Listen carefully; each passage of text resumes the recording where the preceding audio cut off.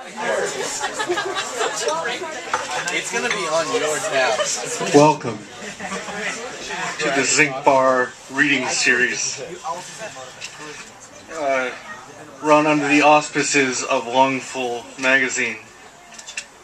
Happy New Year. The moon is dead. Long live the moon. Tonight we feature two poets who have collaborated on a white paper laying out a case for the targeted politicizing of the American grain. The Zinc reading series is as performatively utterable as a confirmation mass and as close to the third rail of the chaotic as a confirmation hearing. Like a music awards show turning rapidly into a resurrection of embarrassing high school superlatives, the poets who read tonight have given the mundane new clothes and sent it out in the armor of paradox and invention. Ryan Carson currently attends the Pratt Institute, where he is earning his BFA in writing with a focus on poetry. Ryan Carson hails from Boston, Massachusetts, and according to him, Jack Spicer once visited him on the river Styx in a dream, and this has led to his being uncertain of whether his poems belong to him or Spicer. Ryan has won many awards, among them second place in the annual Hanscom, Massachusetts National Guard father-son three-legged race, as well as the prestigious Most Effort Prize awarded by the East Bridgewater Middle School Basketball Association. Here is Ryan Carson.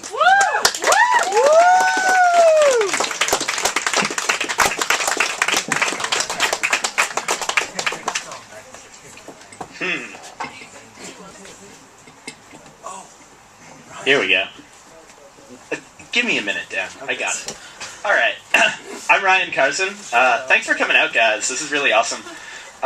So, the first couple things I'm going to read from our chapbook I just finished. It's called For Loco for Lorca. And, so basically, I'll just read you the introduction. That way you have an understanding of the project. Jack Spicer wrote the introduction for me. So, here we go. So this is a letter from Jack. Ryan has been trying to make me write this for some time. He thinks that it could be funny to open the book with an introduction written by me. He says, "You got Lorca to do this, then I'm going to get you to do this for me." When I balk, he usually grimaces, pours some foul malt liquor down his throat, and yells, "Can you just do this for me?" So here it is. At times I wonder if Ryan takes poetry seriously. I've taken up residence in the mind of the poet, as I'm known to do. At some point in the greatest mingling of our poetic consciousness, we collaboratively conceived this project. Ryan decided that he was going to respond to each of my responses in my own book after Lorca.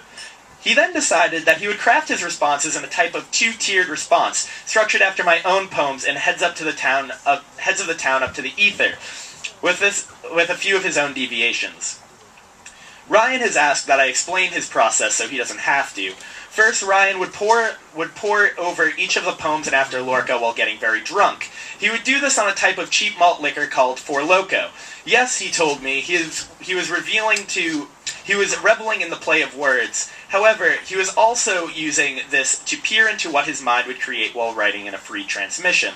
Once Ryan deemed himself intoxicated, he would begin to open himself up to receive the poetic transmission in response to my translation of Lorca. In this way, Ryan's words act as a kind of translation of my own and further Lorca's. Upon sobering up, Ryan would then style a response to his own responses while leaving his For Loco response unedited. So, this is the first one. And it's a translation of a poem, a translation of a translation.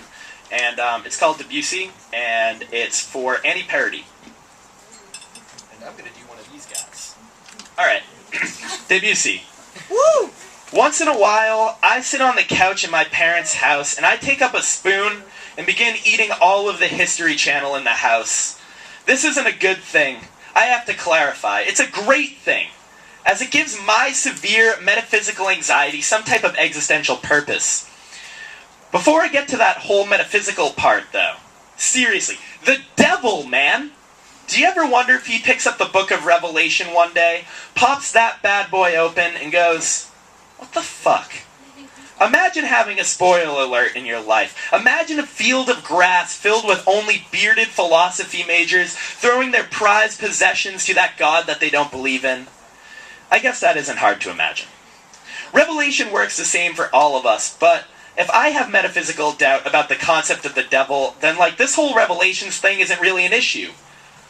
You'd think we could have taken into account that Paul was eating mushrooms indigenous to the island, the kind of mushrooms that make some poets take to yell about Liam Neeson to Taurus while watching the Big Bang.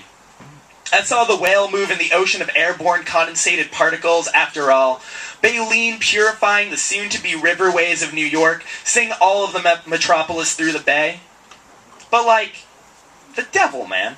Let's focus on him for a minute, not me. The devil. This guy sits down in the library of everything and asks the librarian where to find something that may pertain to him.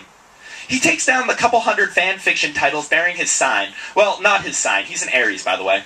But decides to start with a bunch of desert dwellers' opus, the Bible. When he gets to the end, he must be all well, shit! Well, what if I subvert fate? This is a feeling that we all can relate to. Ensuing dramedy, where Satan is running across the twine of time's divide, and he tries to kill himself. This is better, after all, than being thrown into the pit. This was the inspiration for Groundhog Day, starring Bill Murray. God's just a kid who never met his dad or whatever. For the sake of argument, let's picture the devil as being played by John Cusack. He's got to have some appeal, after all. The devil, in his existential angst, realizing he's just a character in some half-baked writing student's half-baked attempt at poetics, turns to face the students and tells him to wash the X's off their hands. They aren't fooling anyone into thinking they're benign in all this. So he starts snatching swatches of the ether, and he starts making himself a universe out of it, not contained in some other character's life, and he keeps looking up at me while I'm swirling a margarita with a plastic-tipped cigar, and I'm all what? Are you going to be my summer babe, devil? After all, if God is the great author, didn't he just write himself in? It's as anticlimactic as the appearance of Stephen King in The Dark Tower. God created all of these events to make them transpire. Satan is sick of playing by the rules. His lack of rule-playing was simply the rules. So Satan wears his cloak of the space between everything. Page turning. And all that exists, and decides to just spectate, not influence. In this way, he can actually become God, not God light. The devil drinks no chaser. It was only through one of these ethereal holes that poems like this fall into your Ben and Jerry's. One day, the sun will extinguish. It'll happen. I watched the History Channel from a Chase lounge. A Charizard may be strong, but it can still be beat by a Poliwrath. You know, it's like that thing about the onion layer, or whatever. When the end of light, if acknowledged, we can throw the sheer consumption of humanity, Cormac McCarthy or whatever. But if light does not exist, how can we know how to define ourselves from others if there's no Sharpied outline?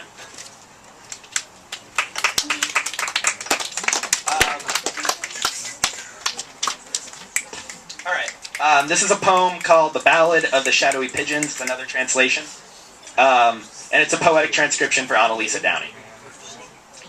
A cigarette by the stove appearing in silhouetted line breaks or nothingness, held in the exhaled tendrils snaking into a hive, peeling each fabrication of perception to the snapshot, motion, waving hands, making speed obscure everything. In the future, we won't need biographies. We'll have Facebook, wall posts. In the future, we won't need the future. We'll have now. Imagine drinking whiskey before there were lights. Imagine a father finds his son smoking a cigarette. He makes him smoke a pack of cigarettes. Imagine smoking cigarettes with your son before there were lights, before you knew you had a son. I was walking in a wood of transparent fictions, and I was asking myself about every transformative space that any horror monster has ever found himself in, and I wish that I knew more about punk rock than Leatherface, but if there's any narrative that has an etching, when parabolas dust off their smoke-filled bastions and I ask myself to draw a line across Manhattan, I find myself begging to be anyone, or at least something, and dredging up some form of power-chording dissonance. The lack of feet were noticeable. Then, if I had just asked myself to exhume each of the corpses and ask them to draw Rorschachs of their own psyches, or their own consultations, or their own mystifying encounters with Demystifying cauldrons. You grabbed a dove off a tree that sagged with the weight of all the self-esteem issues of any kind of profile looks to the lunar cycle. You looked to the moon and said, hey, just because these bands are good and pretty punk doesn't mean they have to be polyamorous. It doesn't mean that these severed arms have to be so sexualized. Alright. So this is another translation. It's called Suicide, and it's a translation for Christina Scott. Watching you, watching us, watching Varsity Font dig into each of my damp exhales, words clatter to the floor in the wisps that catch in my throat. Let's share a shirt and pick up severed hands and make our way out to the backyard to watch plumes of our essence get caught and sputter in the nightlight. Bars only feel like anything if they feel everything. If all existence is infused in each bitter sip, adults can't sing, they can only make vowels. Sometimes I get carried away and spend too much time trying to convince everyone that Jesus was for the people. But that's almost like saying that the mist is for the skin or that eardrums are for dancing. I'm going to do everything I can to promote a low-carbon economy. I'm doing everything I can to drink absinthe with your dad, so I can roll from one end of the house and adhere your childhood to my flesh, and sweat out only new praxis. I waken in a bathhouse filled with the smell of urine from the night before, that either never was or was only whether the night before. I pick up the phone and threaten someone I never knew. The lighthouse is surrounded by windmills. The town voted against that hindered the views, but there are lights drained through the Instagram filters of light sources we have not yet defined. Alright, so next I'm going to read... Well, first I'm going to take a sip of beer. Yeah. Alright, so these next poems are selections from a series I did a little while ago. So, are you guys familiar with the Funghua bus? Yes! It runs from Boston to New York. It's $15. It's the best ride you can ever have. It's kind of like the ever-pressing fear of death is always upon you, which is something that I'm quite partial to. And so these are poems that I wrote on the Funghua bus a while back. They're kind of old, but I figured since two close friends of mine came from Boston on the Funghua bus today that it would be a good idea to read them. So, this is Funghua bus number 2. Thanks, Dan. My favorite songs are the ones without words. Even if they have words, well, they have words, but the fidelity is so low, it doesn't seem like it or matter. My first college short, story like this, and a coffee-stained seat about a couple having that conversation. You know, everyone has that conversation. The schmorshing conversation. Public affair, whether it happened or not.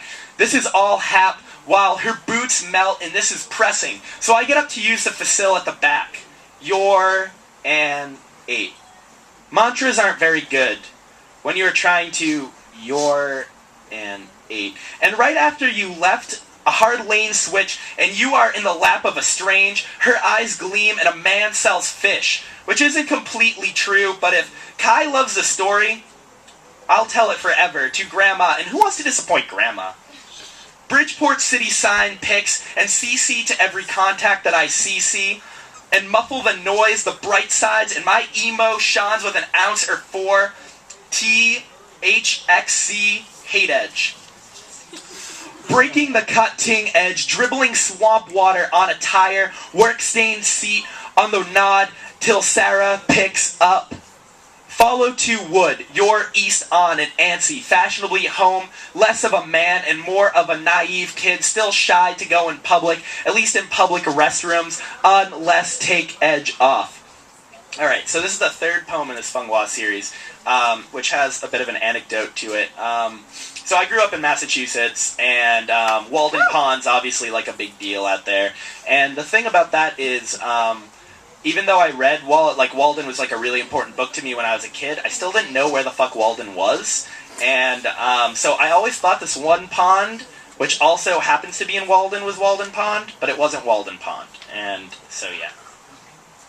I always thought that lake was Walden Pond, even if it isn't, and that's all right and dandy with me. Thoreau died in the pages of Dave Edgar's novel, and I wrote many journal entries as he did on a notebook page with the location marked Walden Pond. I've never actually been to Walden Pond. I mean, I've been to Walden Pond. I really have. It just isn't the finite location given by Thoreau, but what is the difference between one and the other? Thoreau wanted us to free our minds, man, is how a hippie would say it. But in honesty, who's counting? I mean, what's the difference between his Walden Pond and mine? Sure, everyone says that a certain pond is Walden per se, but who cares? If his shores don't match up on my shore, no one will ever be sure, but that log cabin is a place of challenging the status. Whoa! Then where do I fit into the whole equation? Trembling from the cold, I think. This while she's in my lap, and where do I fit into the bohemia that rejects the rejections of rejectors? And if you leave, I'll be orchestrated to maneuver in the dark. And if you leave, I'll be stuck playing with hit sticks and ripping bongs in the dank hall that is filled with musk and the rolling herds of wild sweatered masses. Then I won't mesh, and that cabin will always travel like Jacob's cabin. And honestly, that's all well and fine, but why does one cabin have to mean so much to anyone? Okay, so yeah, maybe it's great to remember one particular spot in one particular place, but this has no relevance to me. Really, I mean to be as forward-thinking as possible. That spot doesn't matter to anyone anymore. It stopped mattering the moment that the event stopped occurring there, and then it became this place of mind. A place populated by Emerson and Whitman, too, along with a couple Klingons and a couple girls you may have fucked, or at least convinced yourself you fucked. Location isn't important. The fact that it happened is what is important. After all, who is to say that it matters that it happened at Walden Pond and not Duxbury Pond or Robbins Pond or Rockland Pond or fuck? The good old Setauket, which has some great chicken fingers named after it. But who is to say that the location of Thoreau's masterpiece is totally necessary? Revolution is of the mind. Outward expression, do they really matter? A mohawk doesn't make you a punk. Living in the woods doesn't make you Thoreau. Why immortalize a place and not a book? My ignorance has done a lot of damage, but my ignorance has done some serious thought for me. And my Walden may be different from Thoreau's Walden, and mine may be seen from a bus on I-95. It may not be Walden, but it's as Walden as Walden will ever be.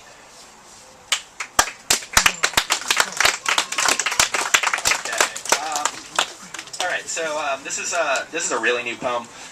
It's called Warwick, New Year's Eve, 2012. Weigh the difference in Levin grounds, calculating heaven's coal-colored intensity, calculating beyond guesses and being guesses, calculating oak thrown into nuance in the afternoon wind, instilling a porous context. Incantation and the aches and pains, all carrying stuttering dictated words from the ranch, doting on old halves, sought immaculate shins, fraught, unveiling, loud, wavering. Rubbing significance in the fluorescent glow, your more aviary schematics, us as a room, disappear, gyrating, leaking words, amend, searching, excavating, marble. Hasty quaking tips, wordless expansion. Chalk it up to excessive meditation. A wind chime entrance, a coalescing aura of impatience in the Boston air, lists those gaping goals, can't sign, only words, can't sing, ongoing luminescence for the sign-telling swells.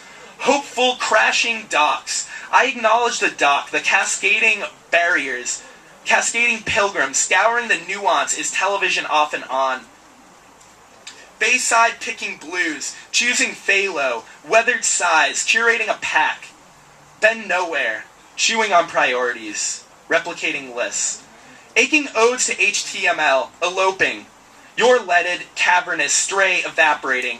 I rain absolute lucidity through margaritas. I rain the excursion. I rain the offhand abilities. I rain asking the poets where they got their retinas. I rain the stairwell. I rain exquisite humor on all deer.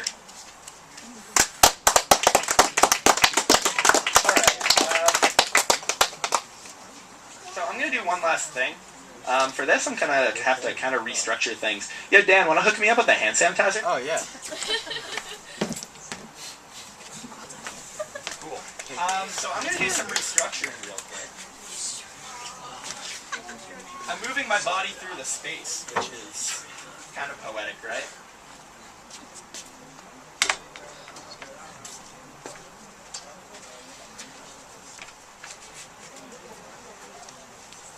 Woo! Ow! Seriously? Alright.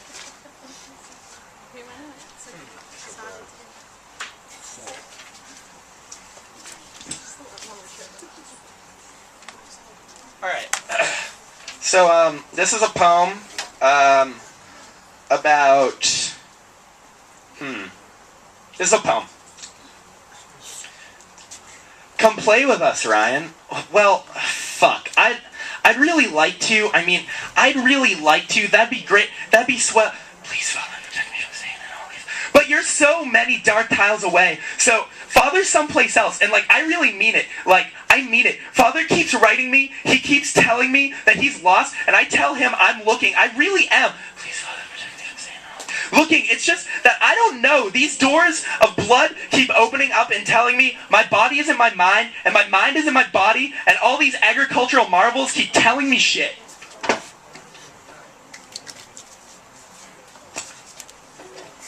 I keep building somethings out of nothings, and letting my hands eradicate themselves are replicated through space-time, and I can't transcribe these graphic novels to color in corpse-ridden bathtubs. I just know what's going to happen. It's all in one-point perspective. Please, Father, protect me from Satan.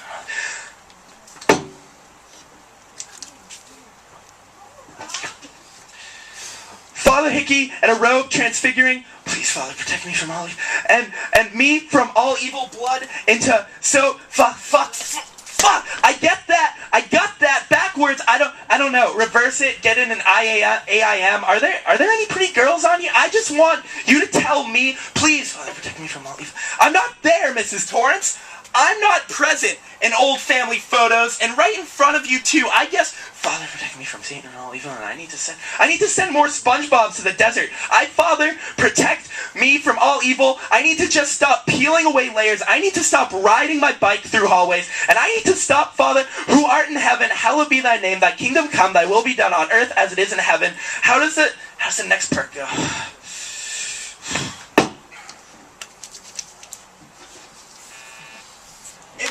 Oh, wow.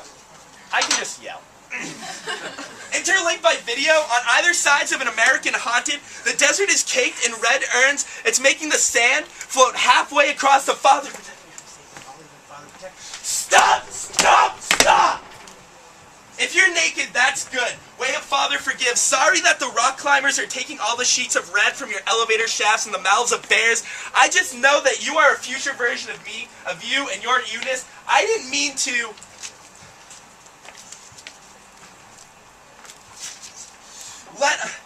Let Jesus shower me into an extra few pounds. I didn't ask for all the meanness. I didn't ask for telephones or any transfiguring, any color warping abilities.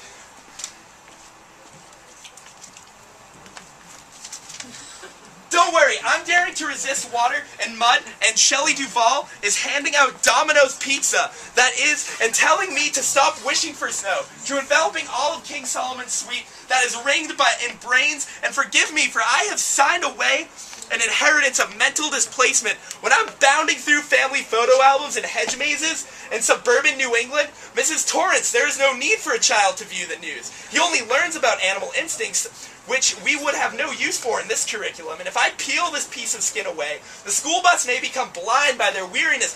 Lord, protect me and everyone important to me. I'm sorry and praise that after all. If you peel up the pavement and let me peer into the depths of forsaken suburban capital-making candy stations, forgive me, Father, of all my wrongs, into fungal-encrusted friends' hands. Conscience casual, kinetic endorsement of firearms, the drones and those that vibrate from their sonic attack. I guess that if I could grow branches from my pores, I'd just be a forest in need of a green thumb, or some salvation. Please, Father, protect everyone important to me, and anyone that I may have forgotten to pray for today, and please don't end the world, and please don't let me get any worse, and please heal all those around me, and help Auntie to quit smoking, and please fill me with your light, and inhabit me as a part of your goodwill, and please help my dad sleep through the night, and help to end the war, and forgive me of all those sins, and don't let the devil take my soul, and let my father come back, and protect David and all those serving, and please, just please, leave me alone. Please give Wendy the goddamn bat. Make all bet steals and agreements of Satan null and void, and make the hedges go to heaven along with the rest. If I keep choosing epiphanies, I'll have to extrapolate all the crusting whiteness from between my fingers. This finger is Tony, or I prefer to call him Jesus. This house is filled with ghosts, some of them holy, some of them pretty patriotic. Digging teriyaki homes from under guns and not playing with blood through forgive me my sins and vacate my lunar calendar and pull the sea away from my skin. And Father, I will wash your feet if you wash my hands. Wrapping a neck in subtle swaddling street lines, wearing merit badges on a sash the way Father does when not checking the heat or brandishing a weapon. Please, Father, don't let Satan take my soul. Trying to catch Satan on a legal technicality. Cloaking a Father, Father protect me from Satan and bread. My Father on the first floor, me on the second floor, and my Father on the third floor. Opening pour to water in the heat may die, and something may grow and climb up or down, whichever way is up in the spiritual sense. When all you know is silver, Grandma take me home to a hardwood floor to plan along. Father, forgive me for not praying this afternoon. Don't make me regret it. Forgive me all of my sins. If Tony or Satan or Father can be present in all my sins, then let's just forget the telewarping abilities. Thanks, guys.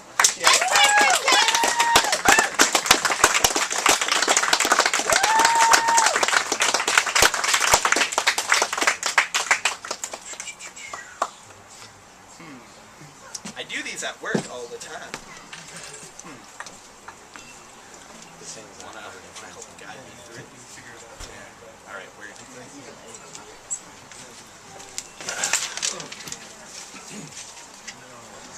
All right, thanks.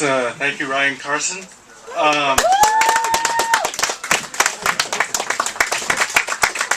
We're gonna take a short break. I'm gonna come around and ask you for $5 or best offer, and it all goes to the poets.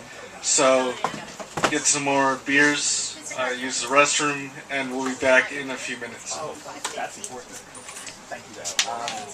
He's not here. We're gonna start back up. I'll try to speak slowly while people come back in. I'd like to first of all thank the New York State Council of the Arts. Zinc is made possible in part by a grant from them. And our next Sunday is going to be Michelle Betters and David Lawton and Nigel Pearson. And Laura Henriksen is the next poet. Laura Henriksen's work has previously appeared in Boog, Peaches and Bats, Death and Life of American Cities, and the Brooklyn Rail. She lives in Brooklyn, and she is the one who taught me the correct pronunciation of the name W.G. Zabald. So here is Laura Henriksen.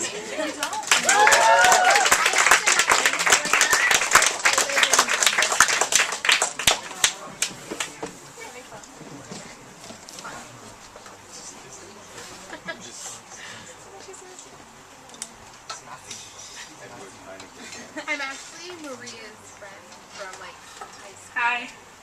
Thank you all. Thank you so much for being here. Thank you, Drew, for asking me to read it. It actually worked out kind of perfectly because my first reading ever was here this time last year, like 2 weeks shy of this time last year. So it's like my poetry anniversary tonight. And thank you, Ryan. That was great. I don't know if he's back in yet. That was really great. I enjoyed that. Okay.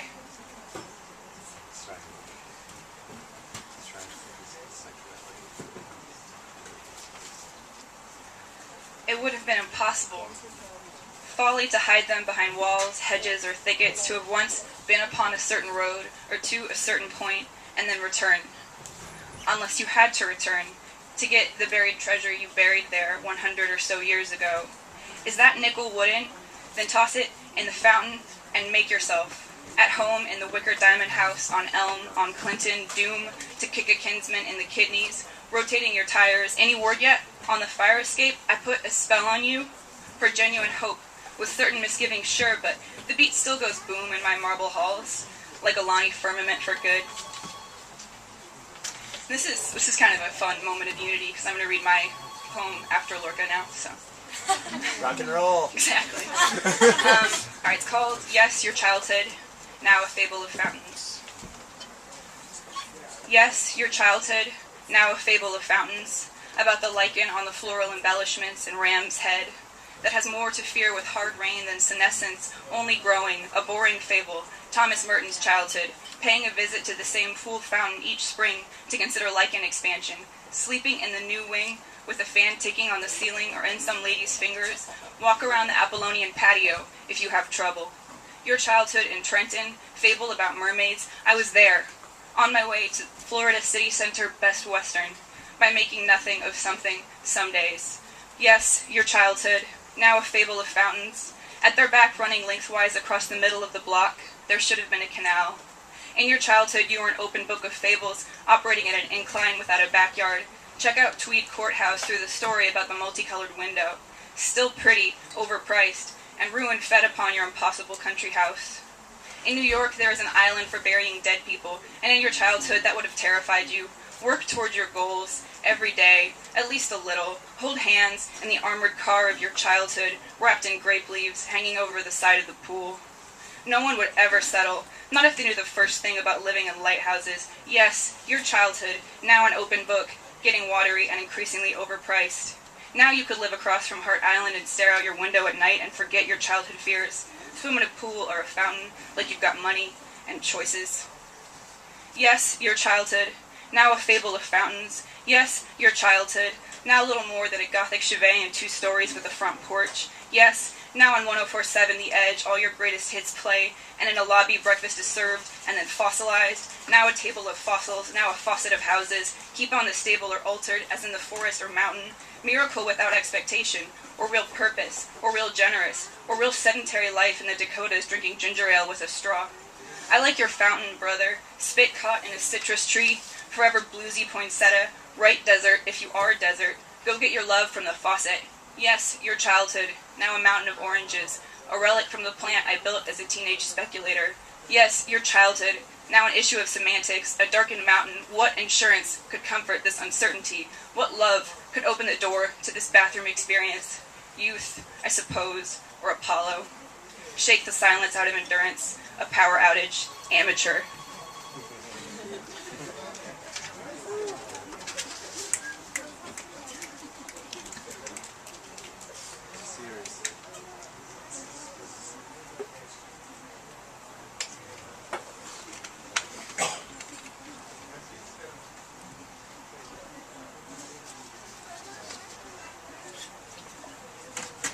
Poised for victory. Poised for victory when my men fall ill, and I'm more afraid that they should desert me than we should fail. There are worse things than failure. Just commit to something. You can be your own dentist. How could anything hang so low? How could anything hang so low, look so sun-faded but talk so loud? I get so jealous, get a sort of jealousy swagger, total visionary. Don't fence me in, it don't float. Some joke, huh? I walk amongst my men so they won't get disheartened. Tell them soon we'll get away from it all in the magic forest. Don't wait up, I just have to lock it, and I'll be right there. Every seat filled and all thoroughly satisfied. Another rough night at the opera.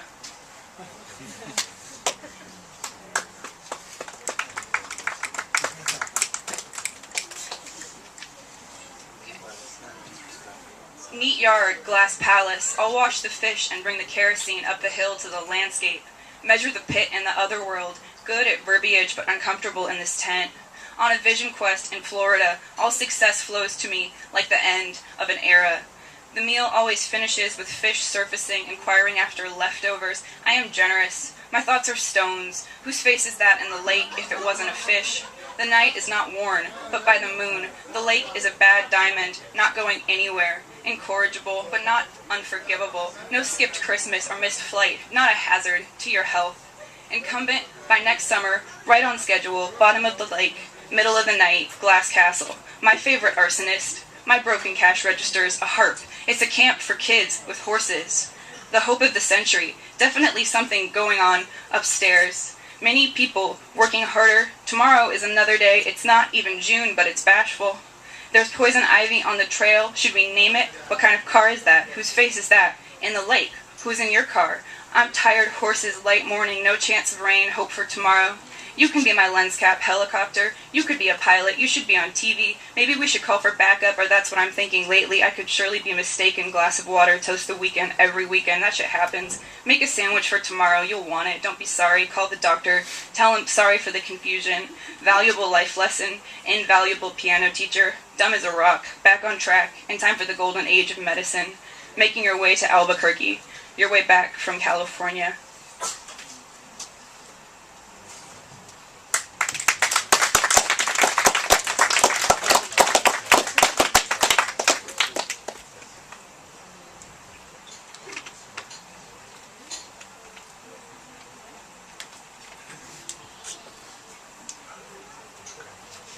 This poem's called Best Western.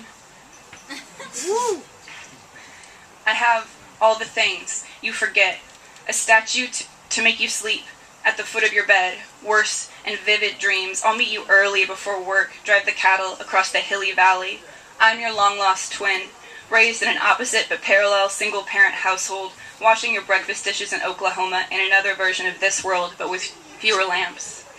I sleep better than you when you can't at all. Writing this letter, hoping you're okay. Your room has the most sun first. Your friends have the most heartfelt laughs. What a great party. This is a good system. I'm the sheriff. When the sheriff's away, I'm the sheriff. And I'm waiting on news from your from your country in the backwoods at a rest stop eating breakfast. Patient fox, patient cattle, patient sparrow.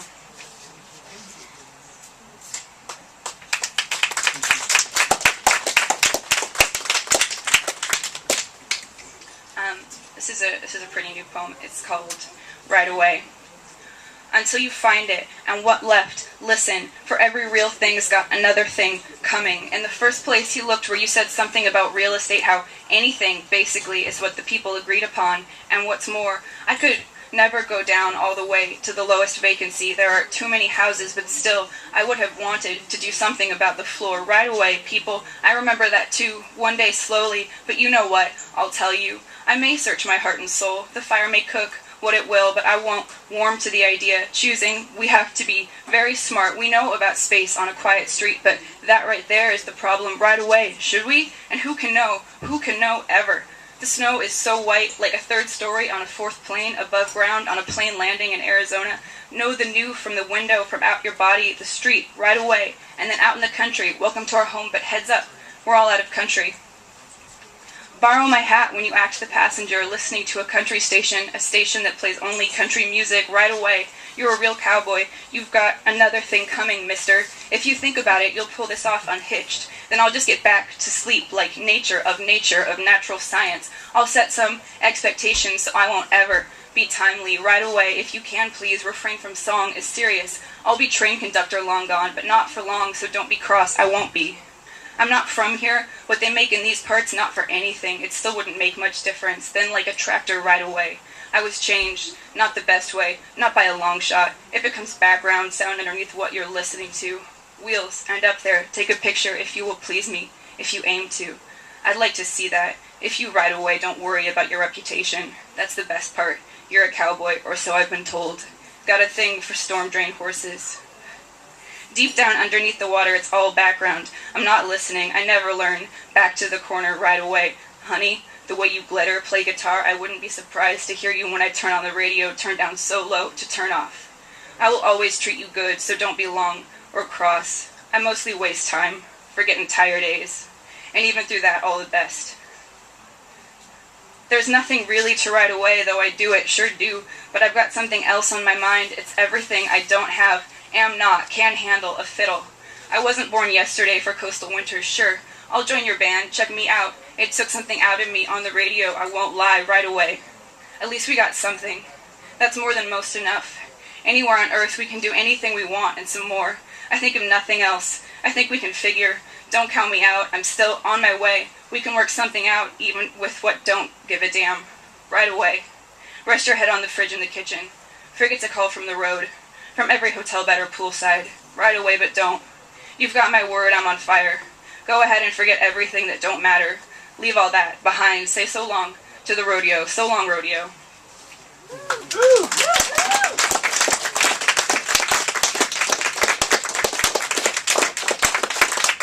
to read one more poem.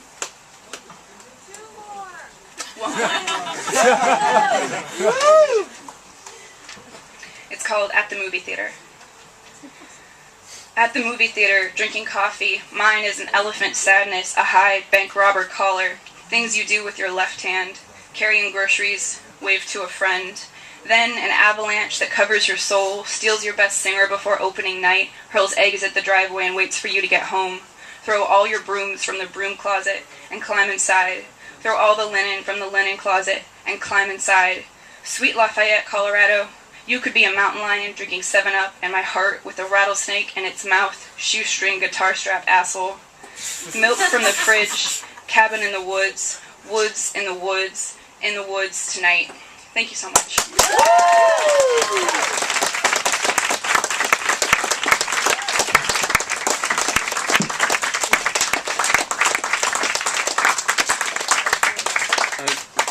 Thank you, Laura and Ryan. It was excellent.